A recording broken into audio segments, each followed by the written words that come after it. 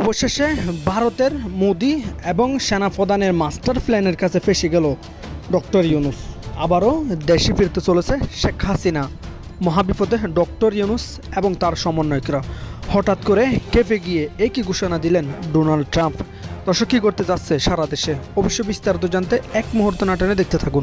ভারতের সেনাপ্রধান উপেন্দ্র দ্বিবেদী তিনি স্পষ্ট করে জানিয়ে দিয়েছেন, নিঃসন্দেহে পরিস্থিতি ক্রমশ জটিলতার দিকে এগোচ্ছে। বাংলাদেশের সঙ্গে ভারত কী ধরনের আচরণ করতে চায় তা তারা এখন আর তেমন কোনো রাগঢাক রাখছে না। মোটামুটি স্পষ্ট ইঙ্গিতের মাধ্যমে বুঝিয়ে দিচ্ছে ভারত কোন দিকে এগোচ্ছে। ভারতের তরফ থেকে বা ভারতের সেনার তরফ থেকে বলা ভালো, কোন রকম কোনো ফোন কল গিয়ে পৌঁছলো বাংলাদেশের সেনাপ্রধানের কাছে? সেনাবাহিনী কিন্তু সময় মতেই আসল তীরটা মারে। উদাহরণ চিন্তা বলা মাত্র অ্যাকশন, কি বলছিল?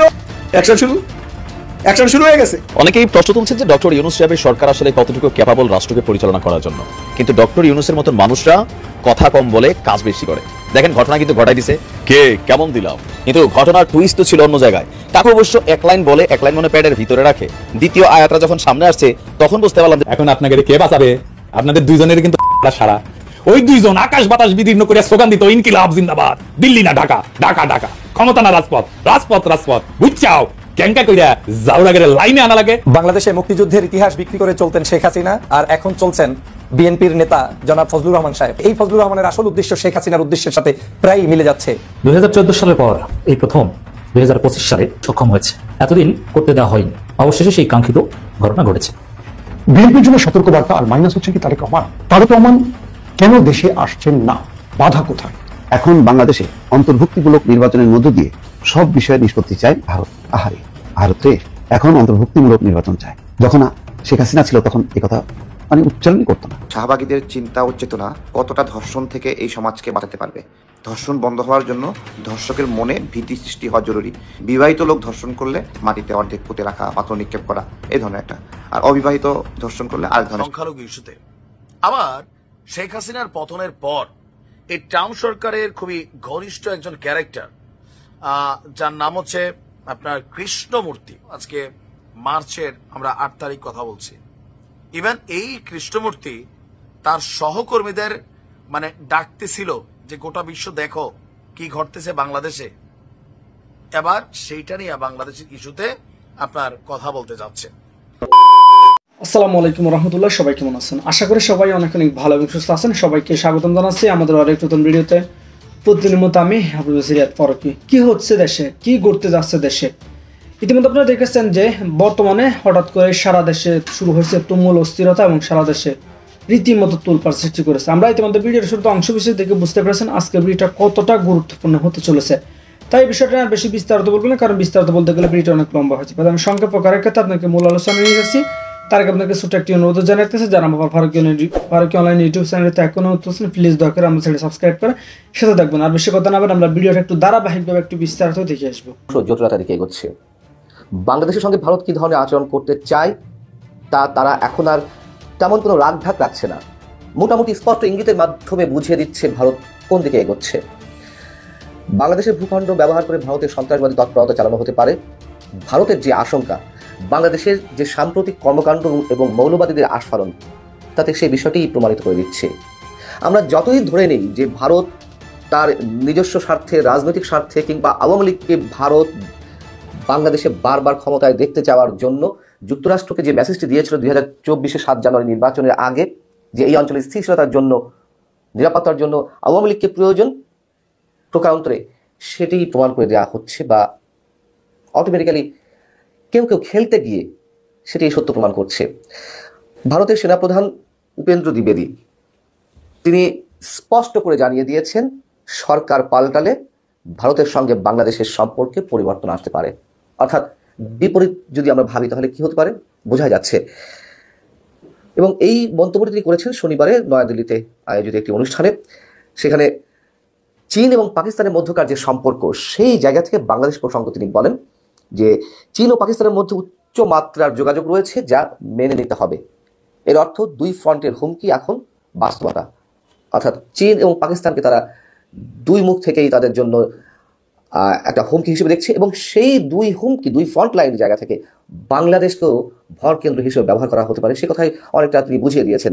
দ্বিবেদী বলছেন যে আমাদের পশ্চিমা প্রতিবেশী এবং বাংলাদেশের সঙ্গে আমাদের সম্পর্ক রয়েছে, কিন্তু পাকিস্তান এবং বাংলাদেশের মধ্যে ক্রমবর্ধমান যে ঘনিষ্ঠতার সম্পর্ক, সেই জায়গা থেকে তিনি বলছেন যে আমার মতে যেহেতু সন্ত্রাসবাদের কেন্দ্রস্থল একটি নির্দিষ্ট দেশ, পাকিস্তানের কথা বলছে, আমাদের প্রতিবেশী যে কোনো দেশের সঙ্গে পাকিস্তানের সম্পর্ক থাকলে আমাদের উদ্বিগ্ন হওয়া উচিত। অতএব আমরা উদ্বিগ্ন, সন্ত্রাসবাদের পথটি সেই দেশ থেকেও ব্যবহার করা হতে পারে, স্পষ্টভাবে বলছে যে আমাদের প্রধান উদ্বেগের বিষয়।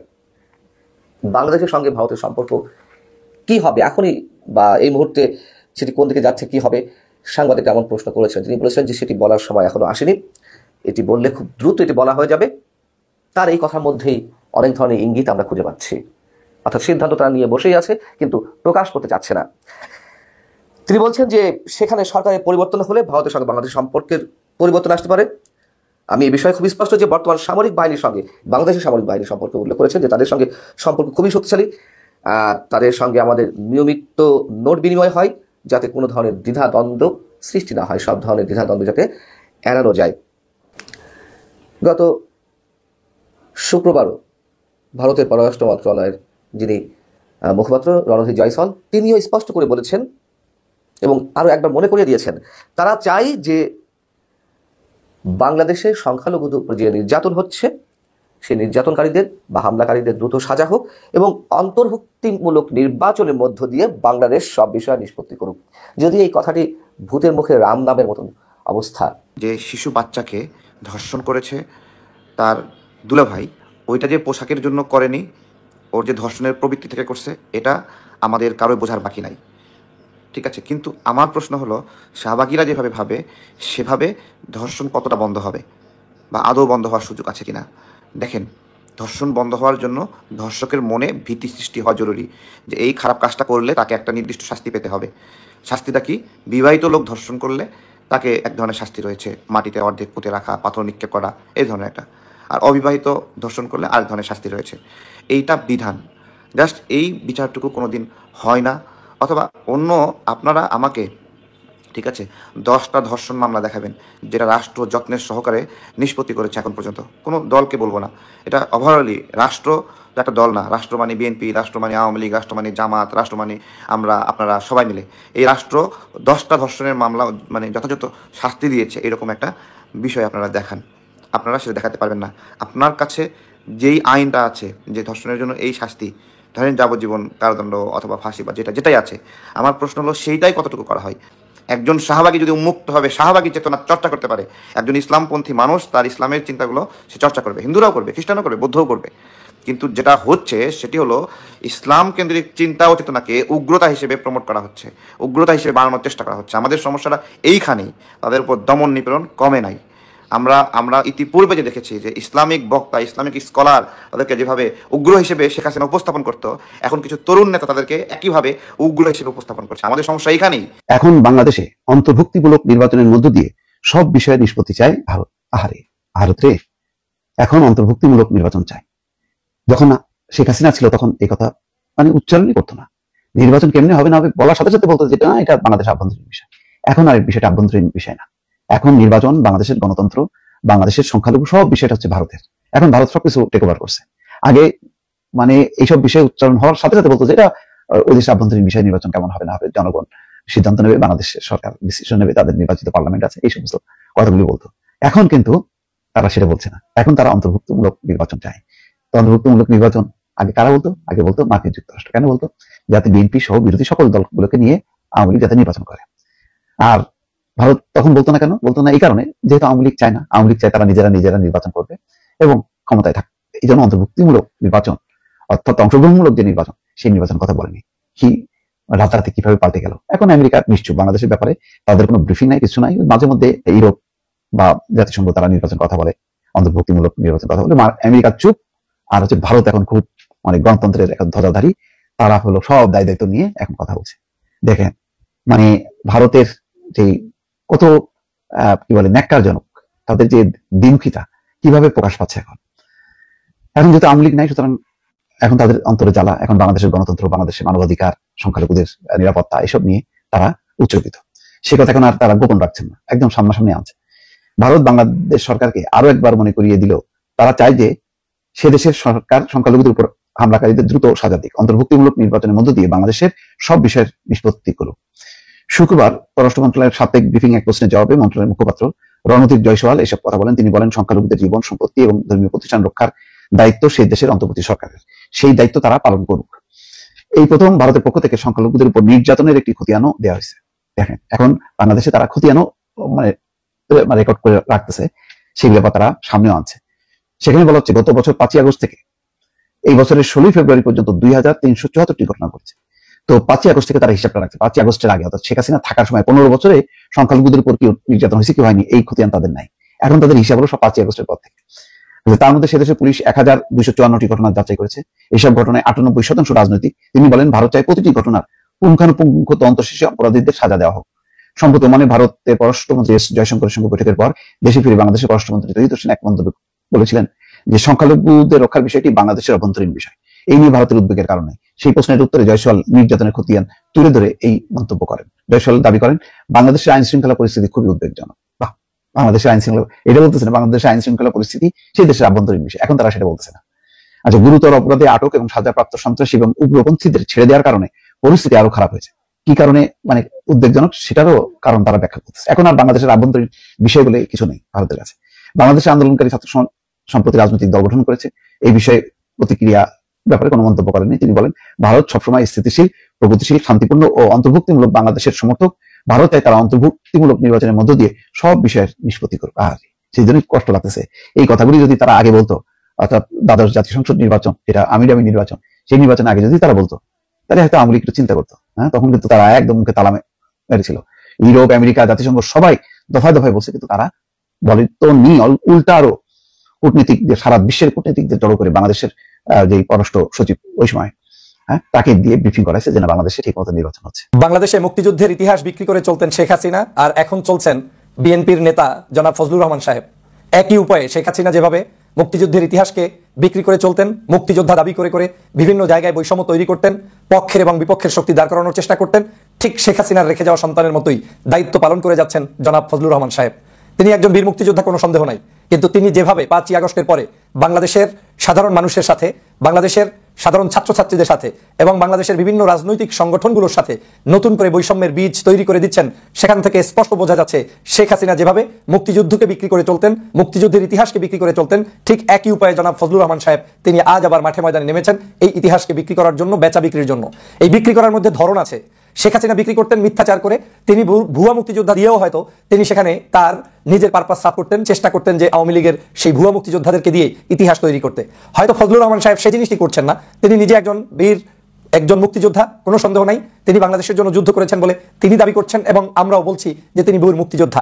কিন্তু একজন বীর মুক্তিযোদ্ধা হিসেবে তিনি যেভাবে প্রতিনিয়ত হুমকি ধামকি দিয়ে যাচ্ছেন বাংলাদেশের সাধারণ নাগরিকদেরকে, শিক্ষার্থীদেরকে, নতুন সংগঠনগুলোকে, বিভিন্ন রাজনৈতিক সংগঠনকে, জামাতকে, শিবিরকে, ডানপন্থী, ইসলামপন্থী আলেম ওলামাদেরকে, সেখান থেকে আবার স্পষ্ট হচ্ছে যে এই ফজলুর রহমানের আসল উদ্দেশ্য শেখ হাসিনার উদ্দেশ্যের সাথে প্রায়ই মিলে যাচ্ছে। শেখ হাসিনাও এরকম করেই সবসময় বিক্রি করার চেষ্টা করতেন। আমরা ফ্রিডম ফাইটারদেরকে পছন্দ করি, রেসপেক্ট করি, কিন্তু ফ্রিডম ফাইটারদেরকে মনে রাখতে হবে যে বাংলাদেশ সকল নাগরিকের জন্য, সকল মানুষের জন্য। এখানে কোনো বৈষম্যের স্থান নেই, এখানে কোনো মানুষকে এক পেশে কথা বলার অধিকার নেই। এখানে কাউকে আপনি রাজাকার বানিয়ে দিবেন, ট্যাগ লাগিয়ে দিবেন, আলবদর বানিয়ে দিবেন, আল শামস বানিয়ে দিবেন, সেই সুযোগটা কিন্তু নেই জনাব ফজলুর রহমান সাহেব। আপনি নিজেই টকশোতে দুই এক জায়গায় বলেছেন যে সন্তানটিকে গত কয়েকদিন আগে আপনি রাজাকার বলেছেন, আপনি হয়তো ক্ষিপ্ত হয়ে বলেছেন, কিন্তু আপনি বলেন, নিজেই বলেছেন যে তিনি হয়তো রাজাকার নন, কিন্তু আপনি বলার ক্ষেত্রে তাদেরকে রাজাকারদের উত্তরসূরি রাজাকার হিসেবেই সম্বোধন করলেন। তাহলে রাজাকার হিসেবে সম্বোধন যদি এত পাতলা কথার মাধ্যমে যে কাউকে সম্বোধন করা যায়, তাহলে সঠিক রাজাকার এবং বেঠিক রাজাকার কারা, সেটাই তো জাতি আজকে আবার সেই শেখ হাসিনার আমলে যেভাবে চিনতে পারে নাই, আজও সেটা চিনতে পারবে না। আপনি যদি কথায় কথায় মানুষদেরকে আলবদর, আল শামস লাগিয়ে দিয়ে তাদের বিরুদ্ধাচারণ করেন, তাহলে তো আজও বাংলাদেশের মানুষ বুঝবে না যে সত্যিকারে কোন ব্যক্তি রাজাকার, কোন ব্যক্তি আলবদর, কোন ব্যক্তি আল শামস। আপনার কথার মধ্যেই মনে হচ্ছে যে এক ধরনের আপনি চরমভাবে বিব্রতকর অবস্থায় আছেন। মানুষের যে পরিবর্তন হয়েছে দেশের, সেটা আপনার কাছে ভালো লাগছে না। আপনার কথার মধ্যে, টকশোর মধ্যে, আলোচনার মধ্যে ঘুরিয়ে পেঁচিয়ে আপনাকে গিয়ে হুজুরদের কাছে উপস্থিত হতে হয়, ইসলামিক দলগুলোর কাছে উপস্থিত হতে হয়, তাদের একটু খোসানা দিলে আপনার ভালো লাগে না। আপনি এদেশের মাহফিল বেড়েছে, মজলিস বেড়েছে, দিন দরবেশি কার্যক্রম বেড়েছে, আপনার অসহ্য হচ্ছে। এই কার্যক্রমগুলো যে বেড়েছে, এইটা কি কেউ চাপ সৃষ্টি করে বাড়িয়েছে? বা যাদেরকে আজকের সমালোচনা করছেন, তারা কি এদেশের ক্ষমতায় বসে গিয়ে কিছু করছে? না। কিন্তু তারপরেও তাদের উত্থানে আপনার কষ্ট লাগছে কেন? কারণ তাদেরকে জনগণ অ্যাকসেপ্ট করছে, জনগণ ভালোবাসছে। এখন আপনার গান, সভা, সেমিনার, সিম্পোজিয়াম সবই তো বাংলাদেশে হচ্ছে, কোনটা নিষিদ্ধ আছে? এখন আপনি কি প্রমাণ করতে চান এই জায়গাটায় আলোচনা করে যে ইসলাম প্রিয় মানুষদের কারণে এই জিনিস হচ্ছে না, এরকম কিছু? নাকি আপনার এই ইসলাম প্রিয় মানুষদের কার্যক্রম দেখে পছন্দ হচ্ছে না? আমার তো মনে হচ্ছে আপনার এই কার্যক্রম পছন্দ হয় না। ইসলাম প্রিয় মানুষরা যে এত আরামে আছে, ভালো আছে, হেলিকপ্টারে তাদেরকে ডেকে নেয়, মাহফিলে তাদেরকে দাওয়াত দেয়, ইসলামিক অ্যাক্টিভিটিস গুলো দিন দিন বেড়ে চলেছে, এটা আপনার জন্য কষ্টের কারণ হয়ে দাঁড়িয়েছে। আর সবচেয়ে বড় কষ্টের কারণটা হচ্ছে আপনি দল ছুট করতে করতে এমন একটা পর্যায়ে এসে দাঁড়িয়েছেন, বছরের একেবারে জীবনের শেষ মুহূর্তে এসে আপনার আর দল চেঞ্জ করার রাস্তা নেই। আপনি আওয়ামী লীগ ব্যাকগ্রাউন্ডের লোক হতে পারেন, আমাদের কোনো আপত্তি নাই। একটা মানুষ রাজনৈতিক পরিবর্তন করতে পারে, তাতেও আপত্তি নাই। কেউ কেউ বলছেন আপনার এলাকায় আওয়ামী লীগের নমিনেশন আপনি না পাওয়ার কারণে হয়তো আমাদের এই বিএনপিতে আপনি যুক্ত হয়েছেন। ভালো কথা, বিএনপিতে এরকম আপনি নয় আরো শত শত মানুষ যুক্ত হয়েছে, বের হয়ে গিয়েছে, আবার যুক্ত হয়েছে, এটা রাজনৈতিক একটি কালচার। কিন্তু আপনাকে যে কারণে আমি আজকে প্রশ্ন করতে চাই, আপনি শেখ হাসিনার রেখে যাওয়া সেই কার্যক্রম কেন আপনি সমস্ত টকশোতে গিয়ে উদ্যোগী ভূমিকা পালন করে রেখে যাচ্ছেন, বলে যাচ্ছেন, করে যাচ্ছেন? আগামী 25শে মার্চ একটা খারাপ সংবাদ আসতে পারে বাংলাদেশের জন্য। আপনারা অনেকেই এম রহমান মাসুমকে ছিলেন, যুক্তরাষ্ট্র প্রবাসী। তিনি গত কয়েকদিন যাবত একটা বিষয়ের উপর কথা বলছেন, তো আমিও বিষয়টা নিয়ে ঘাটাঘাটি করলাম, দেন কিছুটা সত্যতা পেলাম যে আসলে কিছু একটা ঘটতে যাচ্ছে। আপনারা জানেন যে ট্রাম্প ক্ষমতায় আসার আগে ভোটের জন্য হোক, যেমনে হোক, ইস্কনের মাধ্যমে হোক, বাংলাদেশে সংখ্যালঘু নির্যাতন নিয়ে একটা টুইট করেছিল। ইভেন দ্য লাস্ট টাইম যখন ট্রাম্প রাষ্ট্র ক্ষমতায় ছিল, তখন বাংলাদেশ থেকে সুযোগ সুবিধা ভোগ করা একজন হিন্দু কমিউনিটির নারী পিয়া সাহা মনে ছিল, সেই গিয়া ট্রাম্পের সামনে বলছিল বাংলাদেশ থেকে 3 কোটি হিন্দু নাকি নাই হয়ে গেছে। খেয়াল আছে তো? আচ্ছা, নানান চড়াই উত্তরায় পার হয়ে আবারও ট্রাম্প ক্ষমতার এবার আইসা নিজে টুইট করছেন সংখ্যালঘু ইস্যুতে। আবার শেখ হাসিনার পতনের পর এই ট্রাম্প সরকারের খুবই ঘনিষ্ঠ একজন ক্যারেক্টার, যার নাম হচ্ছে আপনার কৃষ্ণমূর্তি, তিনি আপনার সম্ভবত এটা জানুয়ারির 8 তারিখ একটা আবদার করছিলেন। তার ওই আবদারের পরিপ্রেক্ষিতে আগামী মার্চের 25 তারিখে বাংলাদেশের বিরুদ্ধে শুনানি হতে যাচ্ছে মার্কিন কংগ্রেসে। ইস্যু কি? সংখ্যালঘু নির্যাতন এবং জঙ্গিবাদের উত্থান। হিজবুত তাহরিরের যে আবির্ভাব, বাংলাদেশে কথায় কথায় এক ধরনের মৌলবাদী তৌহিদি জনতা নাম দিয়ে এরা সামনে আসছে। এরা কারা, কোন দলের, কোন মতের, আমরা এদেরকে চিনি না। এদের কাছ থেকে নতুন ইসলাম শিখা লাগতেছে, কে বকে অন্যা দিবে, কে দিবে না। হ্যাঁ, যে নিজেই অন্যা সারা এক বেডির সাথে ছবি তুলছে, দেখছিলেন তো এই বাটপাররে? এদের এই যে বিভিন্ন জায়গায় যা ঘটছে, এগুলো আমেরিকা কনসার্ন করছে, আর ভারত তো কনসার্নের লেগে বসেই রয়েছে। শুরুটা ছিল 8 জানুয়ারি, কৃষ্ণমূর্তি। তিনি আপনার বলছিলেন যে বাংলাদেশে হিন্দু এবং অন্যান্য সংখ্যালঘুদের বিরুদ্ধে অত্যাচার হচ্ছে। 1971-এর পর বাংলাদেশ থেকে 3 লাখ থেকে 30 লাখ মানুষ প্রাণ হারিয়েছিলেন, এর বড় অংশ ছিল হিন্দু। আর শেখ হাসিনার সরকারের পতনের পর এই আগস্ট মাসের পরে নাকি 2000টি হামলার ঘটনা ঘটেছে বাংলাদেশের সংখ্যালঘুদের উপরে।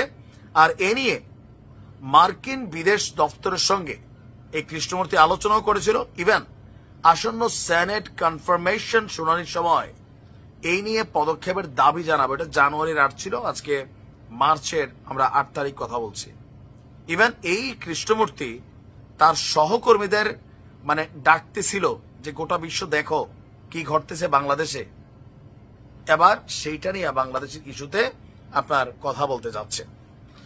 আমেরিকা কি আসলে পদক্ষেপ নেবে? সাম্প্রতিক সময়ে মার্কিন যুক্তরাষ্ট্র আপনার পাকিস্তান এবং আফগানিস্তানের উপর একটা ভিসা রেস্ট্রিকশন দিচ্ছে। ইভেন তাদেরকে আমেরিকার যে কি বলা হয় যে নেগেটিভ মাইন্ডেড যে কান্ট্রিগুলোর প্রতি ইসলাম ফোবিয়া তাদের তো একটা আছেই, এর উপরে আমাদের এই দেশগুলোতে এগুলো ঘটেও বিভিন্ন কারণে এদেরকে কিন্তু ভিসা রেস্ট্রিকশন সহ স্যাংশন সহ অনেক কিছুই বিভিন্ন আকারে এরা ঘোষণা করতে যাচ্ছে। এর মাঝখানে এই কৃষ্ণমূর্তিরা চাইছে কোনোভাবে বাংলাদেশকে পাকিস্তান আফগানিস্তানের সাথে জোড়া দিয়ে দেওয়া যায় কিনা। এই কৃষ্ণমূর্তি কিন্তু ভারতীয় বংশোদ্ভূত, এমনকি ভারতের একজন মানুষও, তিনি আমেরিকাতে দীর্ঘদিন আছেন, ট্রাম্প সরকারের ঘনিষ্ঠ। এইটার প্রেক্ষাপটটা এই যে গত কয়েকদিন যা ঘটছে, হিজবুত তাহরির আত্মপ্রকাশ, ভাই ভুংবাং খেলাফত প্রতিষ্ঠা, তারপরে কাপড়ের মধ্যে কালো পতাকার মধ্যে কালেমা লিখা, হ্যাঁ, এরপরে যে ধরেন ইদানিং এরা কোন গ্রুপ আমি জানি না, বিভিন্ন জঙ্গি গোষ্ঠীর কিন্তু উদ্ভব ঘটছে। আমরা দেখছি সরকার এদেরকে নিয়ে আটক করতেছে, বিভিন্ন জায়গায় গণগ্রেপ্তার হচ্ছে, এদের বিরুদ্ধে অ্যাকশন হচ্ছে, এগুলা কি ওয়ার্ল্ড দেখছে না? আর ওয়ার্ল্ড দেখুক না দেখুক, ওয়ার্ল্ডকে দেখাচ্ছে ভারত, বরাবরই বলছে। এখন বাংলাদেশের ব্যাপারে কি সিদ্ধান্ত আসে জানি না। কেউ কেউ আশঙ্কা করছেন স্যাংশনও দিয়ে বসতে পারে, ইভেন ভিসা রেস্ট্রিকশন দিতে পারে, অথবা আরো অন্যান্য পদক্ষেপ নিতে পারে মার্কিন স্টেট। যদি ইউনূস সরকার এগুলা নিয়ে ব্যর্থ হয় তাহলে কিন্তু বাংলাদেশের কপালে আগামী 25 তারিখ খারাপ একটা গতি আসতে পারে। এমনি 500 বাংলাদেশিরা টার্গেট করছে ট্রাম্প সরকার, হাত পা বাইন্দা করাত লাগাইয়া বাংলাদেশে পাঠাই দিবে, অবৈধ যারা। এখন আমাদের সরকার কতটুকু ক্যাপাবল আছে এই ট্রাম্পের সরকারের সাথে যোগাযোগ? ইলন মাস্ক দেওয়া হবে না, এটা আলাদা লাইন। ইলন মাস্ক ব্যবসায়ী, ইউনূস ব্যবসায়ী, তারা ব্যবসার আলাপ করে। তো প্রিয় দর্শক, ইতিমধ্যে আপনারা সবাই দেখেছেন, ভিডিওটি দেখে আপনার মতামত অবশ্যই কমেন্ট করে জানাবেন। আমরা চেষ্টা করি সারা দেশে যে পরিস্থিতি চলতেছে তারই ধারাবাহিকতায় যে ভিডিওগুলো সামাজিক যোগাযোগ মাধ্যম আমরা পাই সেগুলো আপনার মাঝে বিভিন্নভাবে মানে তুলে ধরার চেষ্টা করি। এখানে আমাদের ব্যক্তিগত কোনো মতামত নাই। অবশ্যই ভালো লাগবে, অবশ্যই শেয়ার করে দেবেন। চ্যানেল নতুন থাকলে চ্যানেল সাবস্ক্রাইব করে সাথে থাকবেন। এরকম ফান চলা করতে সবার আগে পেতে। ধন্যবাদ সবাইকে, আল্লাহ হাফেজ।